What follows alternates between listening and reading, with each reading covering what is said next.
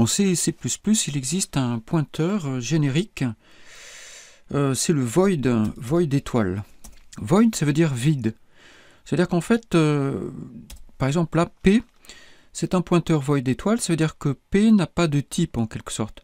On sait que c'est un pointeur, mais il peut récupérer des adresses d'éléments de n'importe quel type. Par exemple, admettons que j'ai un int i, comme ça, égale, je sais pas moi, 10. Je peux très bien faire p égale adresse de i. Alors l'intérêt du pointeur void étoile, c'est que par exemple, si j'ai une structure point, et que je déclare un point PO ici, je peux très bien, avec le même pointeur, récupérer l'adresse d'un point. Hein, donc adresse de PO. Voilà. C'est-à-dire que P pourra prendre des adresses de n'importe quel type d'élément. Hein, si je veux un float, si je déclare par exemple un float F, comme ça, je peux très bien ensuite faire P égale adresse de F. Peu importe le type de l'élément, P pourra prendre son adresse comme valeur. Mais il y a une limite. En principe, c'est le type du pointeur qui détermine le nombre d'octets accessibles en mémoire par le pointeur. Par exemple, si j'ai un int étoile que je vais appeler PI, eh bien, ça veut dire que PI est un pointeur. Par exemple, je vais lui mettre l'adresse de i. Ça veut dire que PI est un pointeur qui a le droit d'accès à 4 octets en mémoire, puisqu'un int, c'est 4 octets. Si j'ai un point étoile que je vais appeler pp comme ça, ben, pp, à partir du moment où je vais lui affecter une adresse mémoire de point valide, à partir de ce moment-là, pp aura droit d'accès en mémoire à la taille d'un point, c'est-à-dire à 8 octets, puisqu'il y a 2 int dans la structure.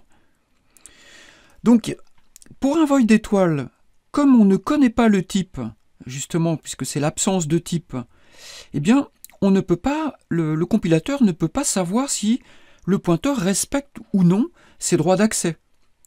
Ce qui veut dire que, avec un void d'étoile, si j'essaye d'écrire étoile P, si j'essaye d'accéder à la mémoire à partir d'un void d'étoile, par exemple ici en faisant plus égale 50, eh bien ça ne fonctionnera pas. Il ne peut pas vérifier que les droits d'accès sont bien respectés, donc c'est pas accepté. Alors, c'est pareil ici pour le point P. Si je veux écrire ici P flèche, j'aurai le même problème en fait. Hein. P flèche X, je sais pas moi, égale 200. Je ne vais pas pouvoir faire ça. Pourquoi? Parce que c'est la même chose. Le compilateur ne peut pas vérifier que P respecte les possibilités mémoire qui lui sont qui correspondent à celles d'un point. Il ne sait pas que P est un point en fait. Alors, on peut contourner cette difficulté en faisant un cast. Donc là, par exemple, je peux, c'est-à-dire une conversion, c'est-à-dire je peux convertir le pointeur void P en int étoile, de cette façon. À partir de quoi, je peux, ça veut dire, cette expression, ça veut dire que P est considéré par la machine comme étant un int étoile. À partir de quoi, si je fais étoile P, eh bien, le compilateur va me donner la possibilité d'accéder à 4 octets. C'est-à-dire un int, quoi. La possibilité d'un int étoile. Donc là, du coup, ça fonctionne. Ici, c'est pareil, je vais devoir faire un cast.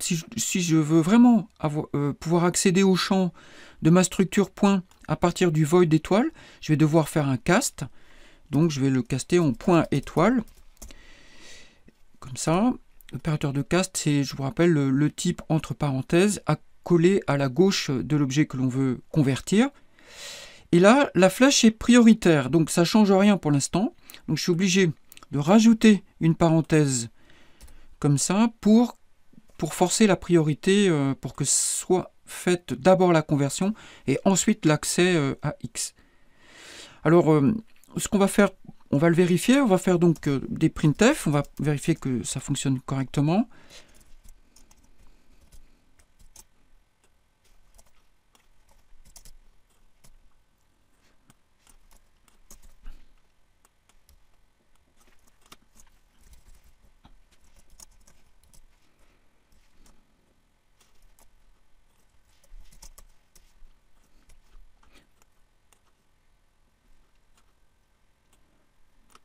Voilà, donc on voit que ça fonctionne bien à partir du moment où j'ai pu faire un cast et que sinon c'est refusé par la machine. Donc voilà pour les voids d'étoiles. Alors en quoi sont-ils utiles? On peut se poser la question, à quoi ça sert en fait? Pourquoi on a des voids d'étoiles? Alors il y a deux cas où typiquement on a besoin de voids d'étoiles. Le premier c'est la fonction malloc, tout simplement, c'est-à-dire quand on fait un malloc, quand on réserve un espace mémoire, on ne sait pas de quel... il doit pouvoir être de n'importe quel type. Donc, ça peut être pour un personnage, ça peut être pour un point, ça peut être pour n'importe quoi. Donc il faut absolument qu'on ne soit pas dépendant d'un type pour allouer de la mémoire. Donc la fonction malloc, toutes les fonctions d'allocation de mémoire, il y a la fonction calloc également et realloc, c'est forcément, elles vont forcément retourner une adresse mémoire sous la forme d'un void d'étoile. Alors ensuite, c'est quand on veut faire des listes. Par exemple, si on veut faire une liste générique, une liste qui pourra servir pour n'importe quel type d'objet, à ce moment-là, on utilisera aussi le void d'étoile. Éventuellement, on pourrait envisager un tableau de void d'étoile, dans lequel, donc ce serait un tableau dans lequel on pourrait mettre des objets de n'importe quel type via des pointeurs, en fait, un tableau de pointeurs comme ça. Bon, il y a différentes situations assez particulières où le void d'étoile peut jouer un rôle. C'est quand même important de le connaître.